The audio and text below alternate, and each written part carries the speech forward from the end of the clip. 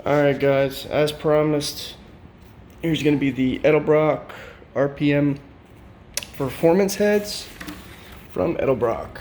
These are the ones with the 2.02 intake valve and the 160 on exhaust. Now I don't have my camera girl with me today, so you guys are just going to have to bear with me for a second. Let me put you all down while I set this head up.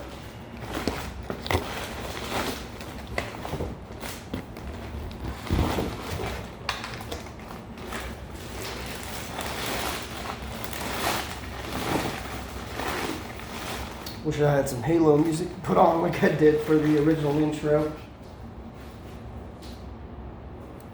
These are purdy. They are very purdy. Purdy. Alright, so I'm assuming the best thing to probably do would be tilt it on its side. That way we can give you the best preview of it. Okay, so here's the high lift springs. There's the retainers with the rocker studs. Now remember, the benefit to these heads that I talked about in another video was you can use any Gen 1 Chevy rocker arms. Now I don't know if you guys have looked into rocker arms in the past, but rocker arms for a Gen 1 Chevy are about, I don't know, 200 bucks.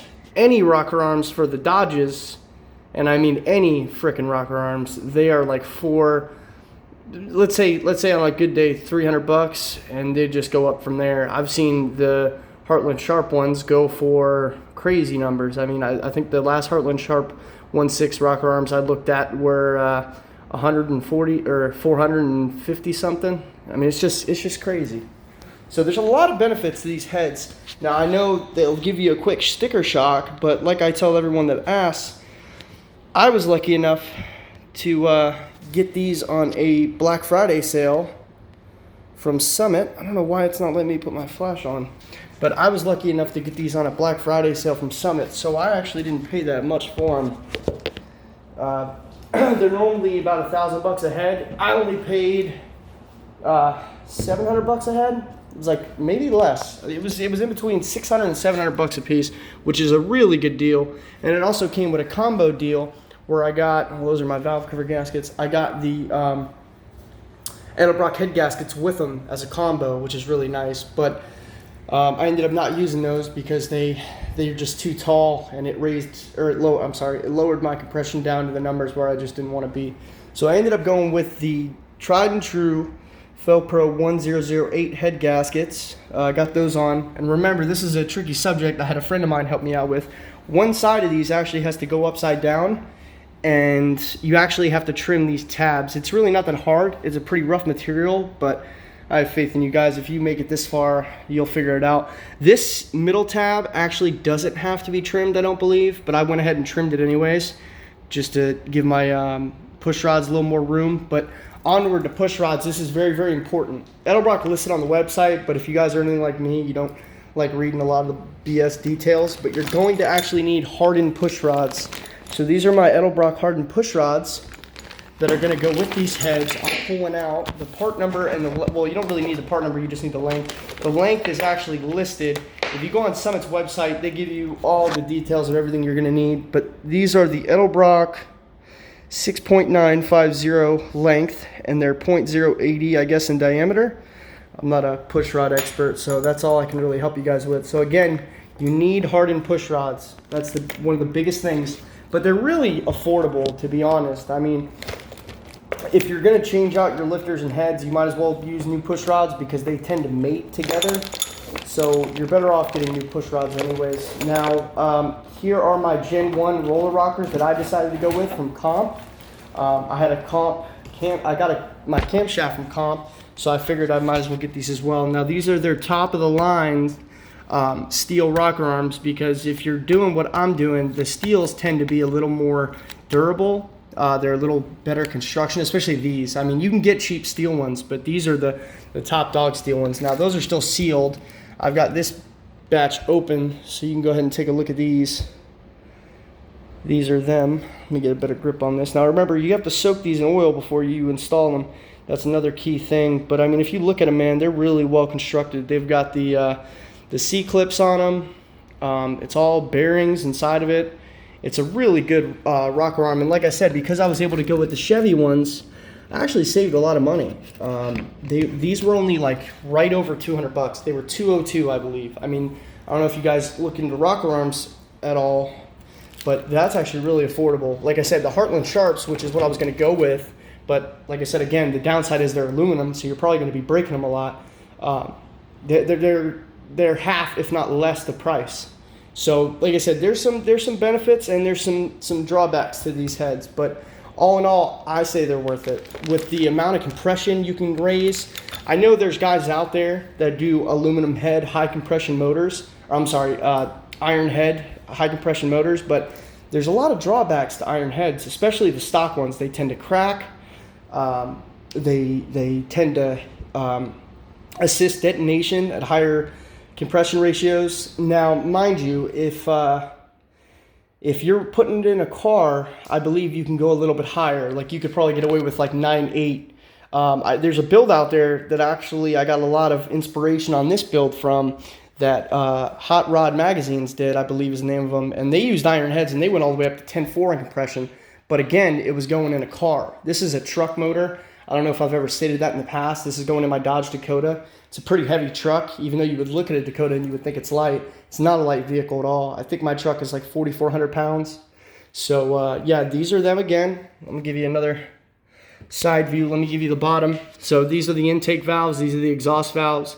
202 or 2.02 on the intake, 1.60 on exhaust. And they're pretty, man. They're very pretty. I'll give them that. They're pretty valves. Now the spark plugs are going to be the same. I don't believe they changed the spark plugs because I actually went with stock spark plugs. Well, they're the Performance Series spark plugs. They do a little better with higher compression. They're auto lights. Now, I know there's a lot of guys out there that are diehard NGK fans, but the diehard Mopar guys from way back when that are still doing this, they all recommend the auto lights. Now, there's two different models of auto lights that everybody seems to like for these. One are for forced induction, and then the other are for performance naturally aspirated. Now, mine, I might run nitrous in the future, but these are them. They're the auto light copper, and they're the 3923s. I believe, don't hold me to this, but the forced induction ones are 3924, I believe, or they're 3922. They're right there next to it. They're the same number, but it's really important to get good spark plugs. And now with my ignition kit that I'm going to go over probably in another video here soon, it has a higher coil voltage, and it has really good, I believe, 8mm wires. So I was actually able to extend my gap out. Stock gap spec is 40 thousandths. And with that coil pack set up, mind you, this is on a stock motor, they say you can go out to 65 thousandths. Now, because my compression is so much higher than, you know, the stock 8.9 or 9:1 if you're lucky, I'm starting out with 50 thousandths. But if you have a close to stock motor, you know, let's say you keep the bottom end stock and you just decide to run Edelbrock heads, you know, and bump it up a little bit, you can easily run 65,000. Well, not, I shouldn't say easily. You can easily run 50 thousandths or 45 thousandths or 55 thousandths. But 65 thousandths is the max, and that's actually what they recommend. Now, remember, with cylinder bore wear, you're going to have your spark plug gaps actually expand over time. So if it's an older motor with, let's say, 150 plus thousand miles on it that you're throwing new heads on, I would highly recommend you don't go over 50 thousandths, because when they're in that motor, they're going to expand from the excessive blow-by. It'll actually heat and cool the spark plugs and coat them up, and they're actually going to expand on their own, the spark plug gap. So let me put you guys down again, and I'm going to flip this head over and let you guys get a good look at the other side. But all in all, man, they're phenomenal heads. I really like them. I'm really glad I was able to run these. Like I said, I really didn't have a choice because I wanted to run high compression. Because if you know anything about motors, compression equals power. It doesn't equal torque. That's why I had to increase my displacement, but it does increase horsepower. So now here's a better view of the bottoms. I don't know why, guys, but I can't get my flash to turn on, so that's kind of a bummer right now. But Here's inside the intake ports. Now, mind you, these stock heads, they make two types of heads. They have their race series that come bare, and they have these, which are out of the box ready. Now, mind you, you always want to have someone check these over. You never, even if it says bolt on, they mass produce these heads. I would never recommend someone to pull these out of the box, as expensive as they are, throw them on the motor and just run it. Can you? Yes. Is it a good idea? Not really. So I had mine checked by my local machine shop. And another thing to keep in mind is that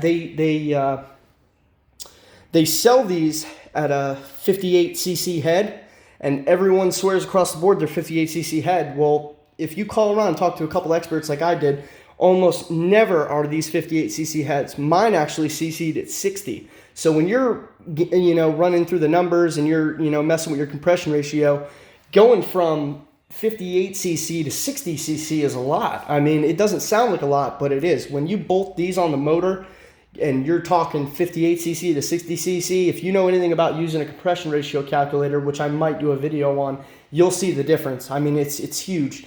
Off the top of my head, I want to say with all my specs the way they are, going from 58 to 60 cc's, I dropped almost 5/10 of a point of compression. So let's say you're at 10 to 1, or let's say you're at 10.0 flat. It would drop you down to 9.5, moving that much up on the CC. So it's very important to get these checked out. Like I said, I had mine went through. They pressure tested them. They checked the valve seats. They checked the springs. They checked these rockers. They went through them the whole 9 yards. And it was cheap too. I think he charged me $20 a head to inspect them, and he charged me $20 a head to CC them. And he's a very reputable guy, very good shop. To be honest with you though, this is just me being me, because I'm a fanatic. I mean, I'm a tedious perfectionist. These pistons were supposed to be 10 thousandths in the hole. Well, off the book, they were supposed to be 20 thousandths in the hole. I told him if they weren't at 10, I wanted to deck the block so I can get my compression ratio perfect. Well, it turns out he kind of lied to me. I don't know if he actually checked it or not, but these weren't 10 thousandths in the hole. They were 14 thousandths in the hole, and that again makes a huge difference in your compression ratio numbers. I mean, going from 10 thousandths in the hole to 14 thousandths in the hole, again, I mean, that changes your compression ratio. I believe 2 points is what it changed mine. So I was going to run the my original setup was these pistons, which have a 20,000 cc or a 21.5 cc chamber in them. So that's, depth into the piston.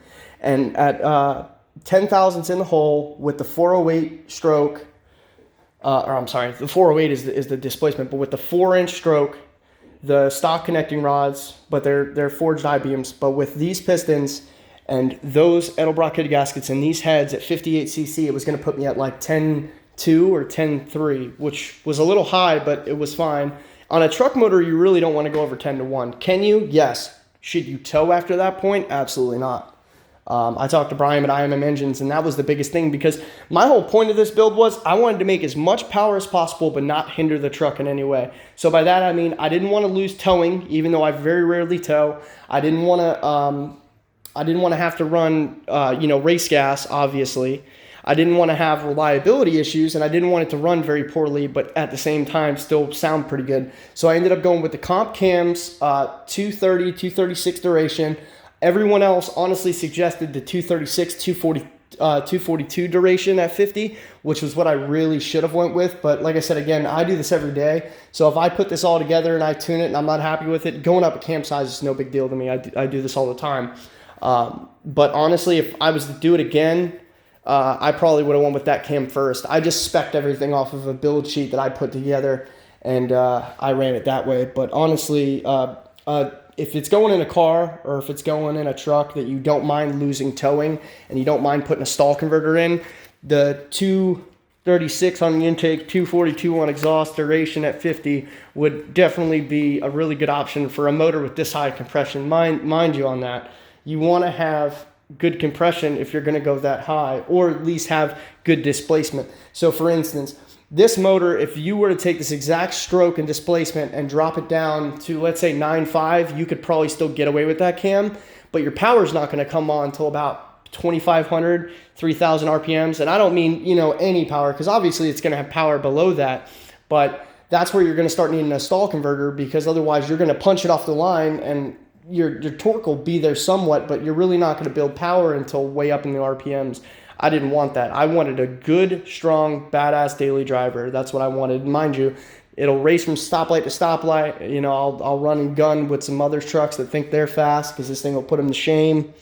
But aside from that, that's really what I was shooting for. So what it ended up coming out to was I didn't hit 10-to-1 compression. After doing the numbers again, just off, like I said, he told me they were at 10 thousandths, they're at 14 thousandths.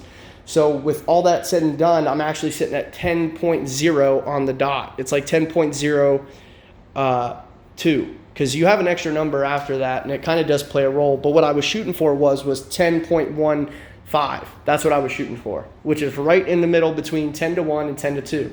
That would have been the best number for me on a 110 LSA, because the lobe separation angle also plays a big role in that too. But anyways, guys, back to the heads. Like I said, the biggest benefit to these heads is they allow you to kick the compression up a decent amount, as much as you really want to an extent. Like I said, if I was putting this together for a car motor, dude, this thing would be an animal. I'd put a 3,000 stall converter in it, torque converter, whatever you want to call it. I would have ran 10.7 compression, and I probably would have ran a 230, 236, 242 camshaft. And this thing would probably make almost 600 horsepower. Well, probably not that high, actually. I'd head back. It would probably make about 550 on horsepower, and it would make about 520 on torque. But the torque would actually come in later. That's another thing that you really have to take into comprehension is the higher you go in camshafts, you actually start trading. You trade off horsepower for torque or torque for horsepower. And the only way to really coincide that is to A, increase your displacement, which is what I did. B, up your compression, which is what I did. And I don't really think there's a C. Torque comes from displacement. Horsepower comes from airflow. So the only other thing I could have done to these heads that I really kind of wanted to, but I just don't have anybody around me, guys, that it's really worth a damn. But I really wanted to port and polish these heads. That's what I really wanted to do. That's the only thing I didn't do. But catch 22, that is, you port and polish your heads, you got to port and polish your intake. And I mean, even if you go to the most affordable guy ever that does a job worth mentioning, they're going to want $200 to do the intake, and they're probably going to want $400 a head. And mind you, like I said, you're going to want to use someone reputable.